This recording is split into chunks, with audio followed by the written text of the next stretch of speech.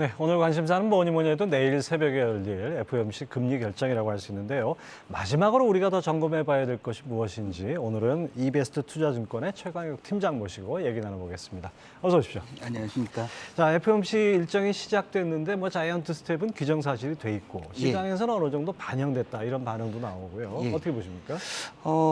말씀하신 그대로 일단 75bp 인상으로 보셔야 될 것 같고 네. 그렇게 발표가 났을 때는 시장 상황에서 금리나 아니면은 주가 측면에서는 거의 영향은 없을 것 같다라고 판단을 내리고 있습니다. 네.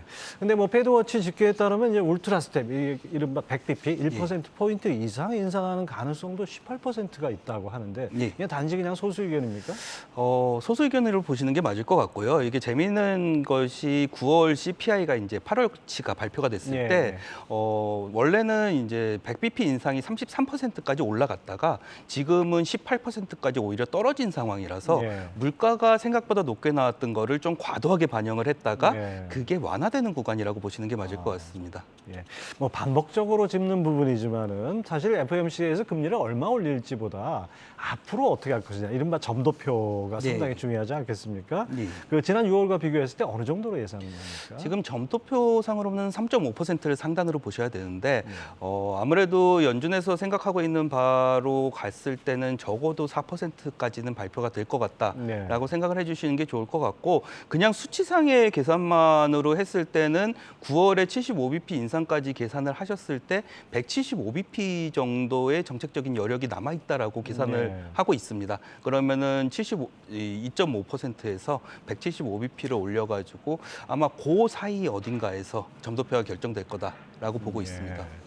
자, 그 올해 말에 기준금리 예상하는 중앙값이 4%를 넘어설 것인가? 또 내년 기준금리 중앙값은 어느 정도 될 것인가? 이것도 상당히 궁금한데요.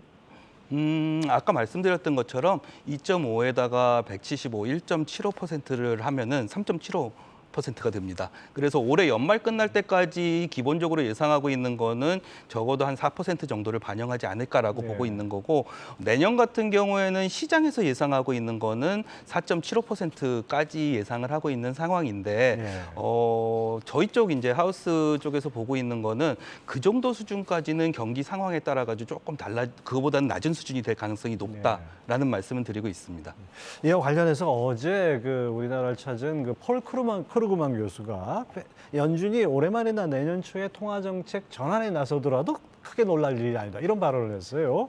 그 연준의 금리 인상 종료 시점이 예상보다 좀 빨리 올 거다, 뭐 이런 거 예측이 가능합니까? 올해 말에 전환이 올 거다라는 거는 조금 많이 놀랄 만한 일인 것 같은데 내년에는 전환이 올 가능성은 경기 상황 보시면서 조금 가능성은 있다라고 봐주셔야 될 것 같고 이게 재밌는 게 오늘 아침 8시에 제가 체크를 했을 때하고 그다음에 지금 바로 전에 체크했을 때하고 CM에서 발표하는 패드워치 숫자 자체가 그 3시간 사이에 변했습니다. 그러니까 시장에서도 내년 같은 경우에 원래 6월에 인하를 할 거라고 예상을 했다가 5월 인하로 바뀌었는데 시장에서도 약간은 경기 상황을 예측하기가 너무 어렵기 때문에 갈피를 못 잡고 있는 상황이다라고 보시는 게 맞을 것 같습니다. 근데 사실 경기가 한 4월에서 5월 사이에 안 좋아지면서 침체가 올 가능성이 높다라는 얘기를 하고 있기 때문에 그 상황 생각하시면은 당연히 기준금리 인하 쪽으로도 돌아갈 수 있다라고 보셔야 될 것 같습니다.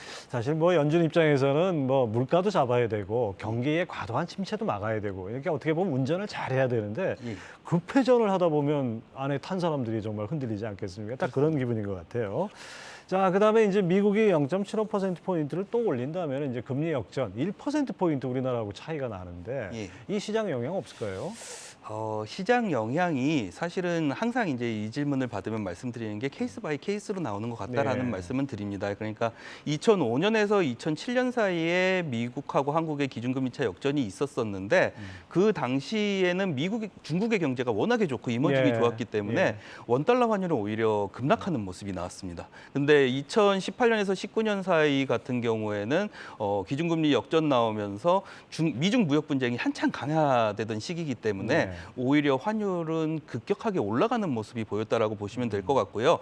그러면은 이 역전이 되는 현재 경제 상황이 어떠냐가 중요한데 사실은 지금 상황에서는 경기가 안 좋고 중국 경기가 안 좋은 거는 사실이기 때문에 사실 뭐 갑자기 환율이 밑으로 내려간다거나 네. 아니면은 경기가 좋아질 만한 상황은 아니다라고 보셔야 될 것 같고 사실 이거하고 관련해 가지고 질문 받으면 제가 항상 말씀드렸던 게 한국은행 이제 전 총리였던 이주열 총재가 네. 동일한 질문을 받았었습니다. 네. 그때 얘기했던 게 그러면은 인도가 내외 금리차가 미국하고 그렇게 차이가 나게 높은데 인도 통화가 가장 좋아야 되는 거 아니냐라는 답변을 했었거든요. 사실 이론상의 수치로는 맞긴 한데 그게 무조건 들어맞지는 않는다라고 보셔야 될 것 같습니다. 여러 가지로 하여튼 짚어봐야 될 것이 많은 것 같습니다. 자, 오늘 지금까지 EBS 투자증권의 최광혁 팀장 함께했습니다. 감사합니다. 예, 감사합니다.